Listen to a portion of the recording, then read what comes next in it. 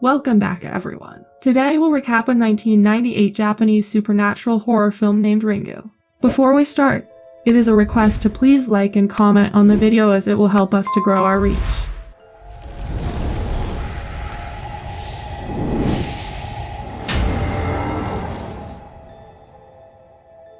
At the beginning of the movie, we see two friends Tomoko and Masami discussing an urban legend. This legend is about a videotape that curses its viewers to die 7 days after a foreboding phone call. Tomoko then confesses that she and her friends watched a weird video last week. Masami asks her what was it like. Tomoko tells her as soon as it ended, the phone rang, and they received an inexplicable phone call afterward. Masami asks her if she is trying to scare her, and then Tomoko starts laughing and they both start joking. But only then does their phone ring, which scares them a bit. They both come running downstairs, and Masami picks up the phone. But she laughs and passes the phone to Tokomo and it is her mother's call. After disconnecting the call, she tells Masami that her parents will be late. Then Masami goes to the washroom and Tomoko goes to get a drink from the fridge. But then she hears a sound and sees that the TV in the living room is turned on. She turns off the TV and comes back to the kitchen. But then again she hears some sound which frightens her.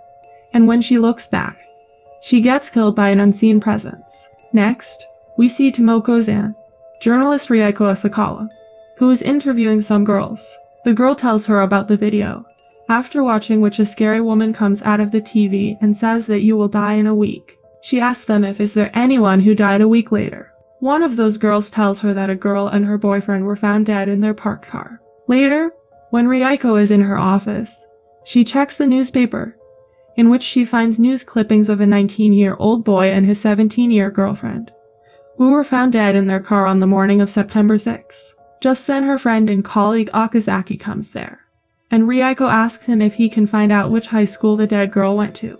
Next, we see her at Tomoko's funeral, which she attends with her son Yoichi.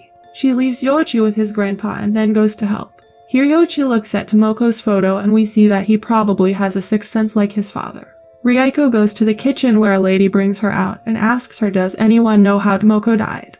Rieko says no, to which she says that it's strange they have not opened the coffin. Here we see Yoichi, who sees someone going upstairs. He follows her and comes to Tomoko's room and starts staring at her TV. Just then Rieko comes there and asks him not to play in that room. She brings him out and then gets a call from Okazaki, who tells her the name of the high school is Seikei Girls' School in Yokohama. Now when she comes out, she goes there to the girls from her school and asks them was the girl who died in the car was a friend of theirs too. One of the girls tells her that they all died on the same day. They had all seen a weird video. She asks them where they saw the video, but they say they do not know. But a girl was with Tomoko when she died. She went insane and was hospitalized. Now the next day she watches a video clip of that girl with her boss in the office. Her boss says that he has never seen a corpse look like that. Their heart simply stopped, and no drugs were found in the autopsy. Now in the evening Rieko comes to Tomoko's house and goes to her room. There she finds a photo development receipt, and only then Tomoko's mother comes there, who is deeply saddened by her death. She tells Rieko this is where she found Tomoko dead. Rieko gets the photos from the photo lab which are of Tomoko's trip, and from them, she gets to know about Izu Pacific Land. She then sees that in one of the photos, their faces are distorted. Now Rieko is cooking at home when Yoichi says that Tomoko watched the curse video. She gets shocked to hear this and tells him not to talk about it at school. We then see her on her way to Izu Pacific Land Resort. There she goes to B4 Cottage, where the four friends were staying. She shows the receptionist a photo of Tomoko and her friends, and says that these four people stayed here on August 29. She asks him if he noticed anything unusual. The receptionist starts checking the register and Rieko notices a library of videotapes there. There she sees an unmarked tape and asks the receptionist about it. She brings that tape to her room and puts it in the video player. It contains brief, seemingly unrelated scenes accompanied by screeching sounds, and ends with a shot of a well. Now as the tape ends, she sees an apparition on the TV screen, but there is no one there when she looks back. Rieko tries to flee, but suddenly the phone starts ringing. She picks up the call that emits the screeching sounds from the tape. She gets terrified and leaves there with that tape. Next, we see a man named Yuji comes to Riko's house. As he enters the house, he feels a bit strange. Here we learn that Yuji is Rieko's former husband. Rieko had told him everything, but he could not believe her, so she asks him to take her photo with a camera. He clicks her photo and shows it to her, and Ryuko is shocked to see that her photo has also come distorted. Yuji then plays that tape, and because Ryuko did not want to see it, she comes outside on the balcony. Then Yuji calls her inside, and when the phone doesn't ring even after a while, Yuji takes out that tape and tells her to copy it for him and he will take a good look at it. Now the next day Ryuko comes to meet Yuji at his house, where she gives him a copy of that video. He plays that video and they both start watching it. Yuji asks her if she has ever seen this woman, to which she says no, but from that angle, the cameraman should be in the mirror. Just then a girl comes to his house, and Yuji tells Ryuko that she is Takano, one of his students. He then grabs that tape and leaves it there with Ryuko. Next, they both watch the tape in Riko's office, where he tells her that whoever made this video left a clue subconsciously. The person wants to be found out. Yuji manages to pick out a slowed down, almost incomprehensible bit of speech that translates as "Frolic and Brian, goblins be thine." Now the next day Ryuko is watching TV in her house when suddenly her phone rings. Yuji tells her that speech is a dialect of Oshima Island, where there is a volcano named Mount Mihariyama. Later they are both in the library when Ryuko calls Yoichi and says that she will be late tonight. After a while, she finds a clipping in a newspaper about the Mount Mihariyama eruption alert to local residents. Yuji asks her to get him the number of any bureau or correspondent there. She asks him why, to which he says that she only has 4 days left, so he will handle it, and asks her to stay with Yoichi. Now the next day Ryuko takes Yoichi to his grandfather, and says that he wants to go fishing with him. Next, we see them fishing, and in the night when Yoichi falls asleep, Riko calls Yuji, who tells her that the woman who predicted the eruption is probably the one in the video. Her name was Yamamura Shizuko.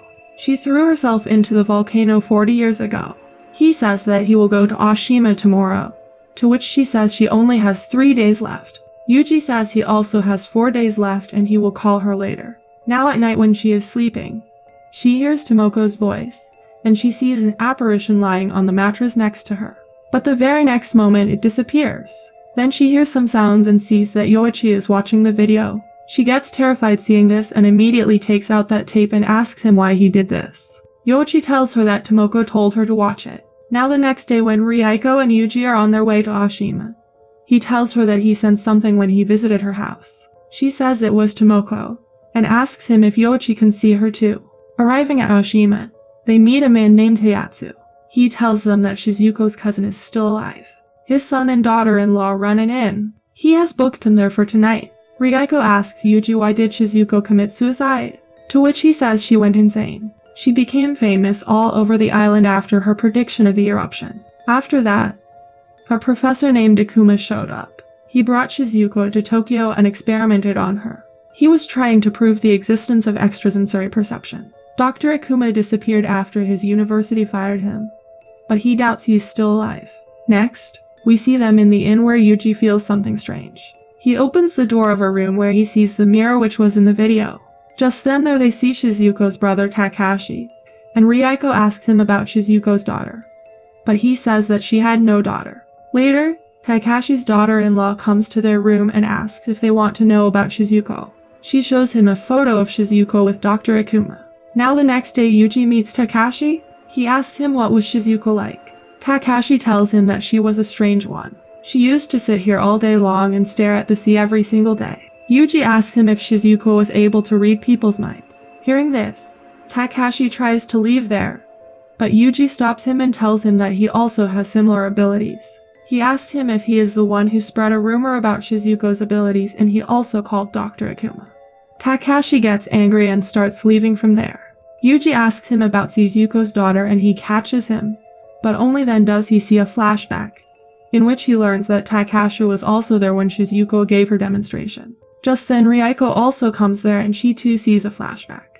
During the demonstration, everyone thinks that Shizuko does not have any powers, and she is deceiving them by showing some magic trick. But then suddenly something happens to a man in the crowd and he dies. Everyone is surprised to see this and they start considering her a monster. But Shizuko sees her daughter Sadako there and she asks her if she has done this. Here Yuji understands that Sadako could kill someone just by wishing. Then we see Sadako running away from there and she grabs Ryuko's hand. And here Ryuko faints. Yuji sees bruises on Ryuko's wrist, which both of them are quite surprised to see. Later, Rieko calls her bureau and tells them about Dr. Akuma and Sadako and asks them to find them. Yuji says that the video is not from this world and it's Sadako's wrath. She has put a curse on them. Then a man comes there and tells them all the ferries have been cancelled because of the typhoon. Hearing this, Yuji himself goes out to find the boat. Here Rieko gets a call and she learns that there is no trace of either Akuma or Sadako. She becomes very sad to hear this, and only then does she realize something. She goes to Yuji and tells him that the phone did not ring at her house. The only place it rang was that cabin. Now, since no one was ready to give them the boat, Takashi agrees to take them to Izu. Next, we see them in the boat where Yuji says that Sadako probably died there before that cabin was built. She asks him whether Sadako was Dr. Akuma's daughter. He tells her that Akuma had a wife and family. His affair with Shizuko caused a scandal, and that was another reason for his dismissal. Now the next morning they reach Izu. Yuji picks up necessities from a store and Reiki calls Yoichi. She tells him not to bother his grandfather, that she will be back home soon. Then Yuji asks her at what time did she watch the video, because today that time will be her deadline. The pair rush there to investigate. They both go to the crawl space of the cabin where they find a sealed well.